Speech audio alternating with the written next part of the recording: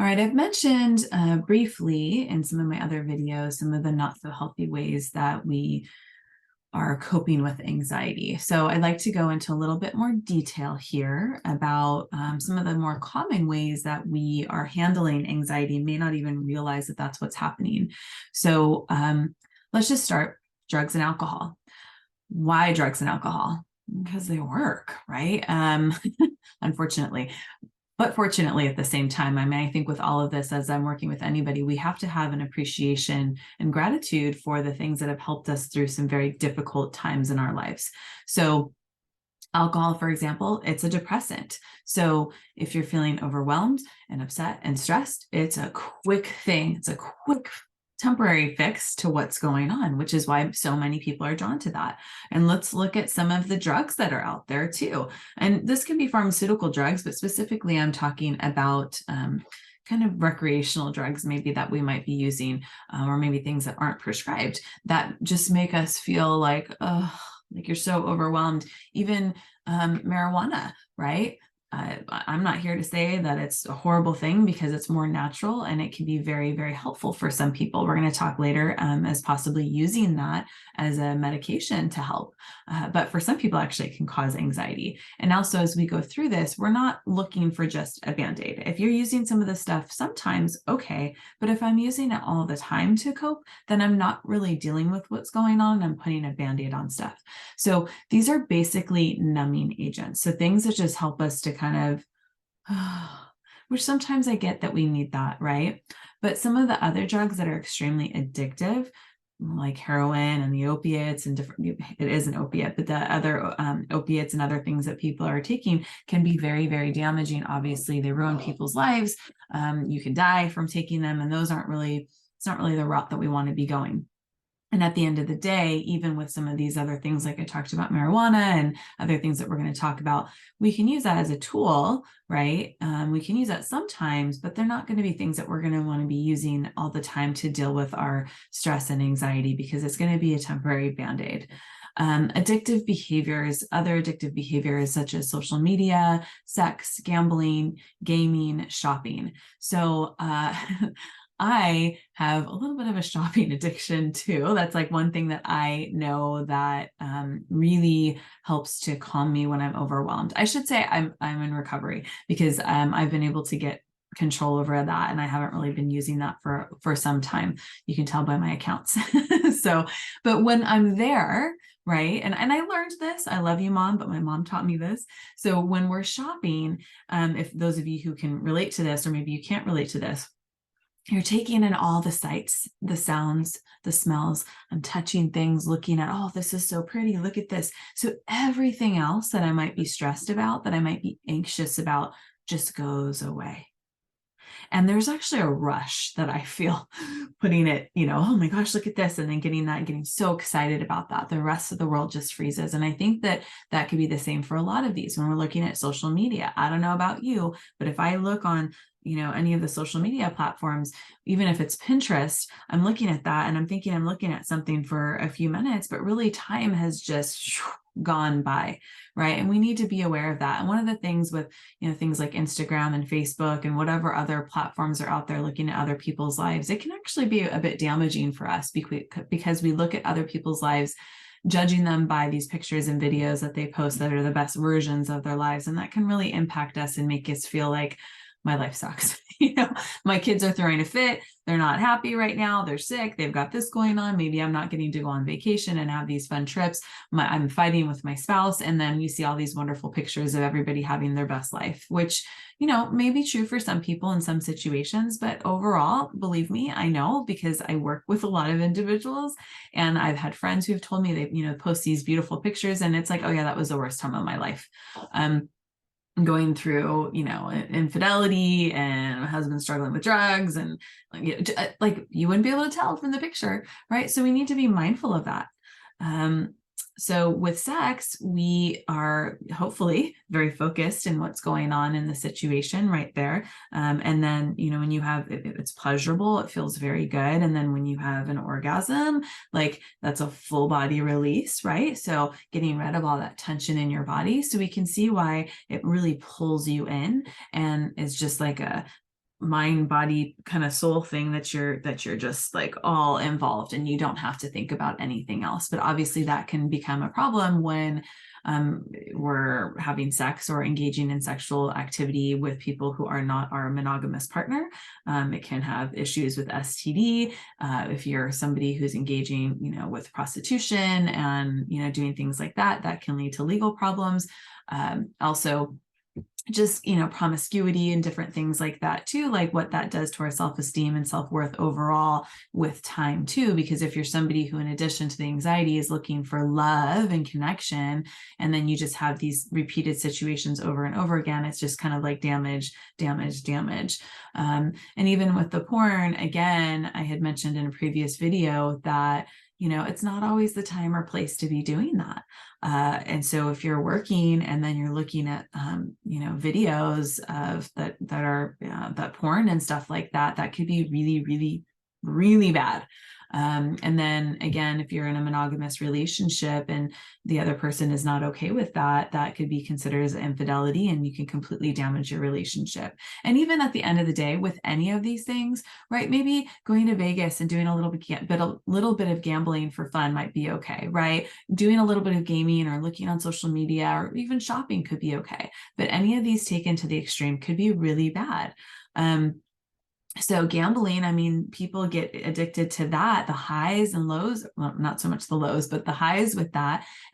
People gamble away their whole life savings. They gamble away, their house and their family's livelihood. So I don't know, that's pretty awful. And with gaming, getting addicted to that and not wanting to stop, I mean, just what that does, you're not moving very much. You're maybe not participating in what's going on in your family.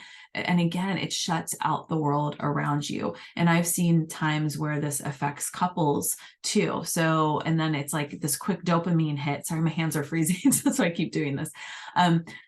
Quick dopamine hit. And then the rest of life isn't always like that, right? So also let's talk about, so those are kind of some addictive behaviors. Again, that's not everything. Also, what's included in there, I would include, is cutting. So cutting and eating disordered behavior. I get, Lord, later on. Let me just go on and then we'll talk about this. So OCD, we'll talk about OCD. So that's obsessive compulsive disorder. That's doing something over and over again, and it has to be a certain way.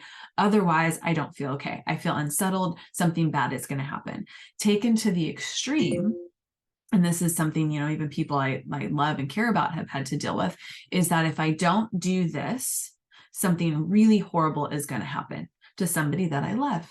So walking around this tree 5 times or touching this doorknob 7 times is going to somehow protect me.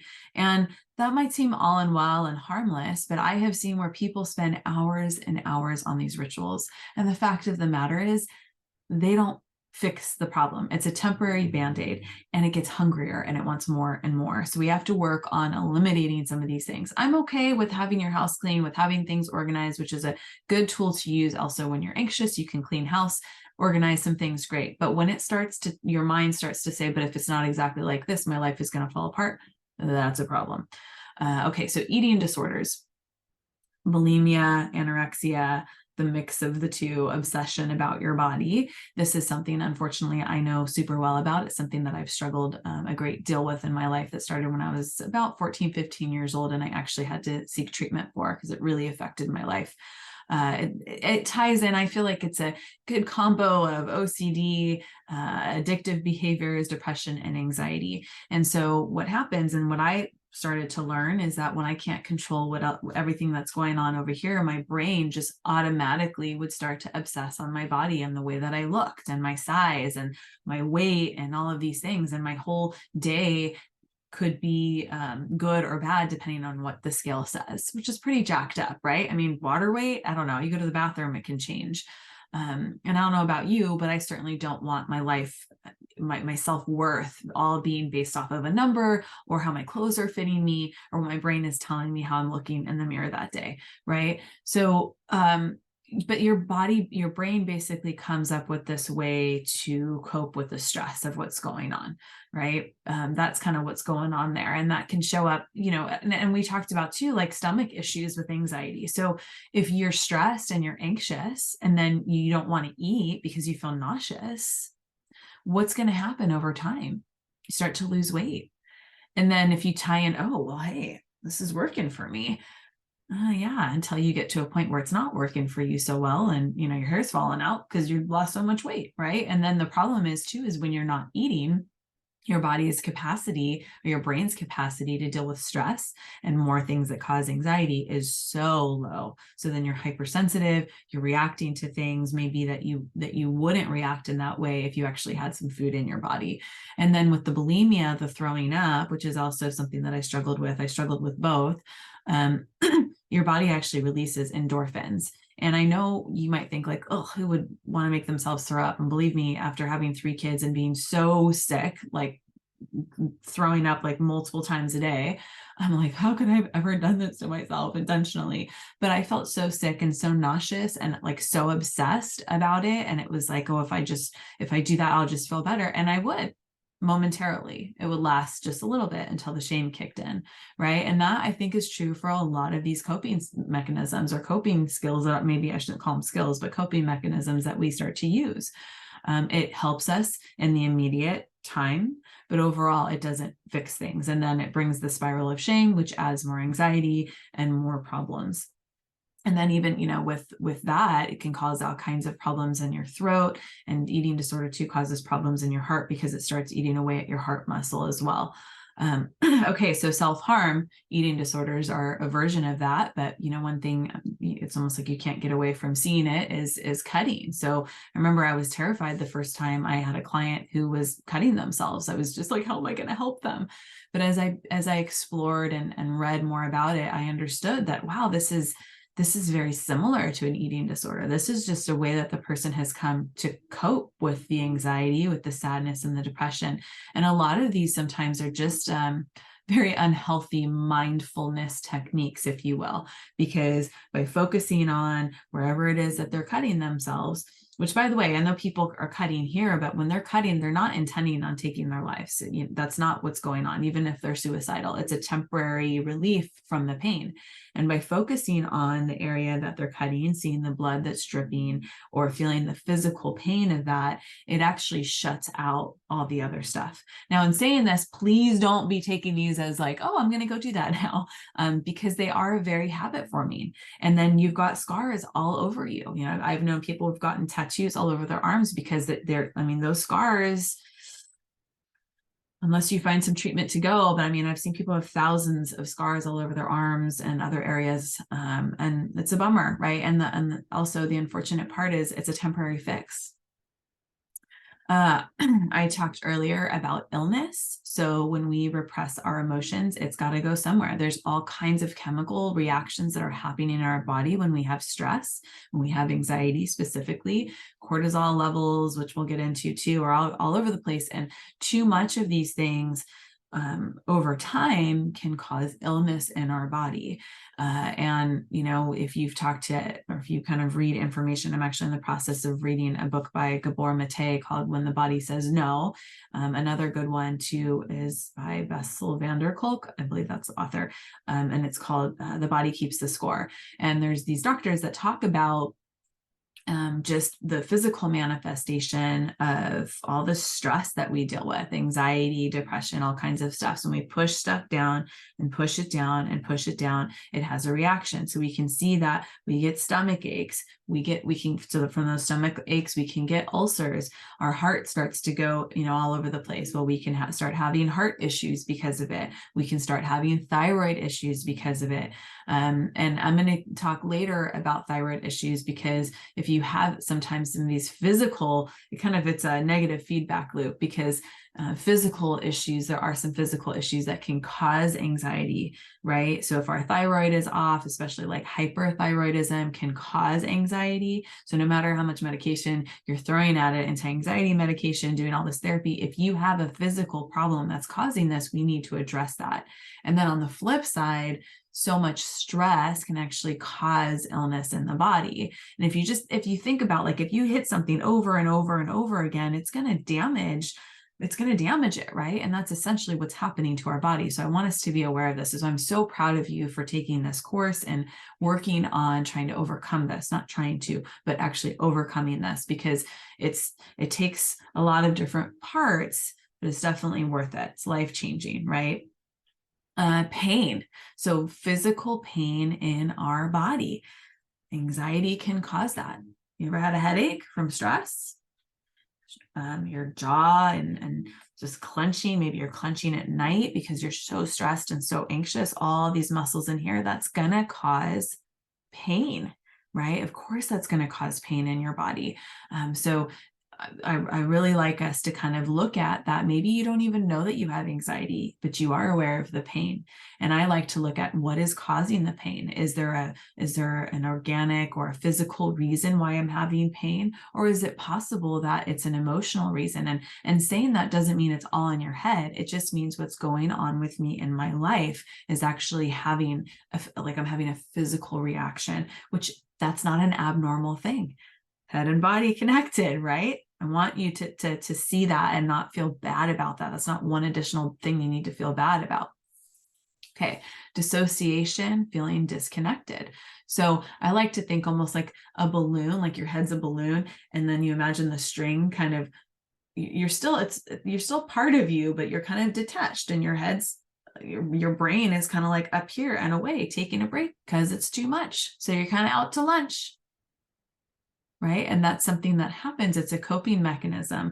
I have a client that I work with that she often would almost become like, I feel like it's really derogatory to say this, so I apologize, but kind of just very like ditzy and very like having no idea what's going on. Like somebody might think like, oh, well, that person really doesn't have all their marbles together, right? Kind of an old term would be airheaded, which again feels awful to say. But maybe if we use that balloon example, like filled with air and disconnected. And as I started to see over time, we started to see together, that was a coping mechanism for what was going on. I'm detaching, I'm disconnecting. And I'm going to tell you, for sometimes in our lives, that's necessary, right? When we go through some pretty atrocious things, awful things in our life, that reaction can actually be very helpful. Okay. But if we're doing this all the time, not so great, right? Perfectionism, that can lead, like, can kind of tie in with OCD too. I'm a recovering perfectionist. But wanting everything to be perfect, needing everything to be perfect, needing everybody to like us, everybody, and what happens with that is if I want everybody to like me, which I have struggled with, that's going to affect my voice. It's going to affect me speaking and telling somebody what I want or what I need, because I'm afraid if I say, oh, I don't like that, or please don't do that, they're going to not like me. They're going to get upset with me. That's pretty rough. How do I overcome anxiety if I don't speak up?